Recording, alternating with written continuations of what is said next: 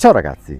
quando si avvicina la fine di agosto, a San Giovanni Lupatotto ci si appresta a vivere un appuntamento con la storia, che all'epoca, perché dobbiamo tornare al 28 agosto del 1233, calamitò l'attenzione su questa comunità praticamente di tutto il nord Italia, o meglio di quello che oggi chiamiamo il nord Italia, ma che all'epoca era un enclave di signorie dominanti in tutto il territorio che si dividevano il potere nelle rispettive porzioni. E in più in quell'epoca c'era anche una forte tensione dovuta al contrasto tra i Guelfi, sostenitori del papato, e i Ghibellini, sostenitori dell'impero, e questo ovviamente lacerava ulteriormente i rapporti tra i singoli comuni, tra le famiglie, ma anche con il clero.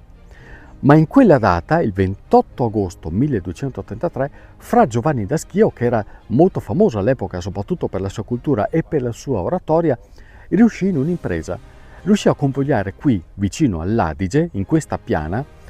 migliaia e migliaia di persone, praticamente tutte le famiglie potenti e i potentati del clero, in un unico assembramento, per far firmare finalmente una pace, la pace per l'appunto di Paquara.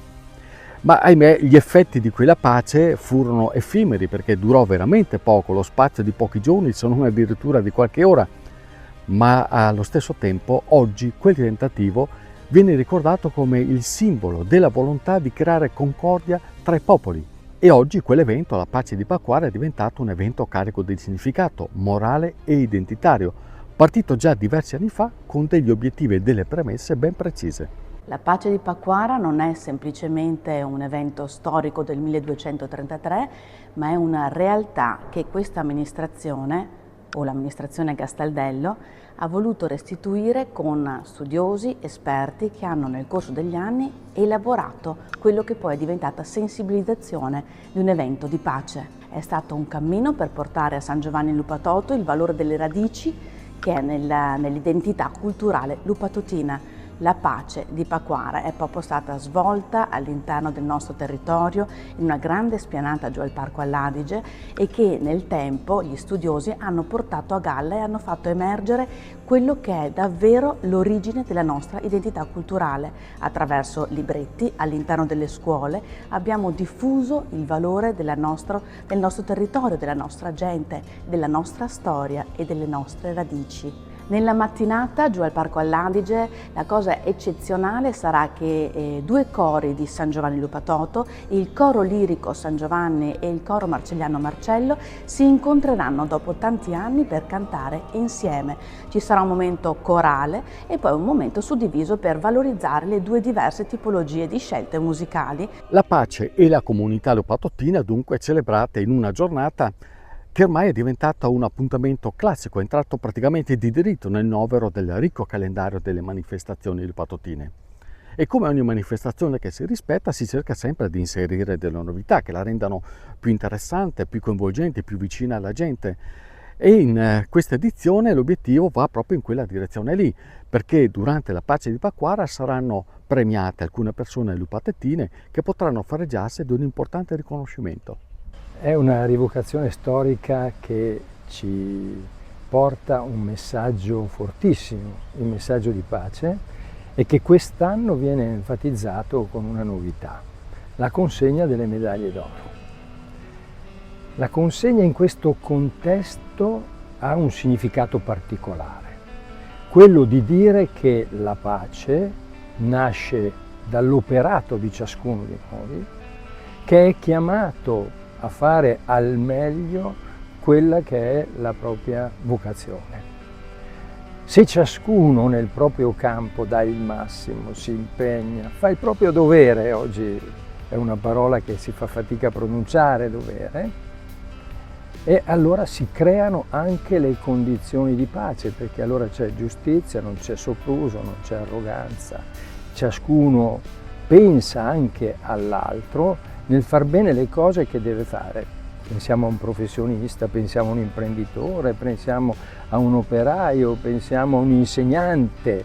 Nel momento in cui si impegna e fa bene quello che sta facendo, ha già contribuito alla pace nel mondo. Ci saranno diversi candidati, perché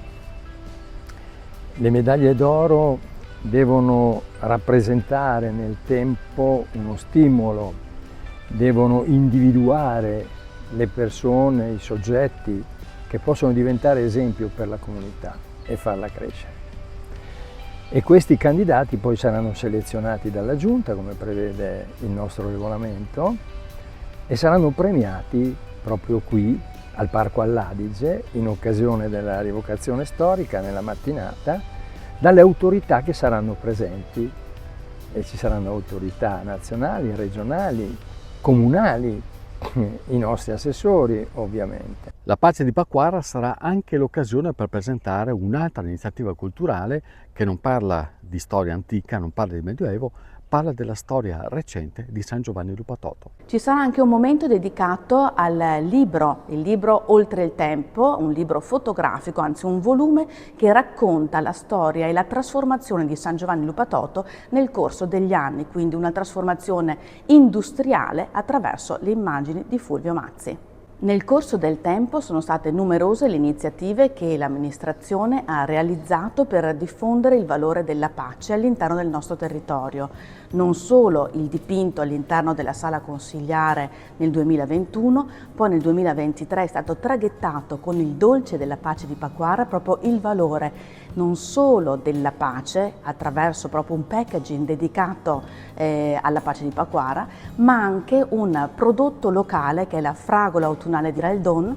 che è il prodotto appunto di questo dolce meraviglioso, e successivamente anche attraverso grandissime altre iniziative di sensibilizzazione, come è la rievocazione della pace di Paquara giù al Parco all'Adige l'ultima domenica di ogni mese di agosto. Quindi negli ultimi anni abbiamo anche una rievocazione storica per abbracciare l'iniziativa con i bambini, le famiglie e tutte le persone che intendono trascorrere una giornata di pace all'interno del nostro Parco all'Adige qui a San Giovanni Lupatoto. Sarà come tornare indietro nel tempo e rivivremo il 1233, non più tra guerra tra Guelfi, Ghibellini, Impero e Papato, ma nel momento della pace, la firma di un trattato di pace. E la pace, abbiamo imparato da quel tempo, non è soltanto una parola, non è soltanto una firma in un trattato, ma è un valore che va continuamente scelto, rinnovato nella quotidianità, a scuola, per i bambini, nel lavoro per gli adulti e anche nella politica per chi ci governa.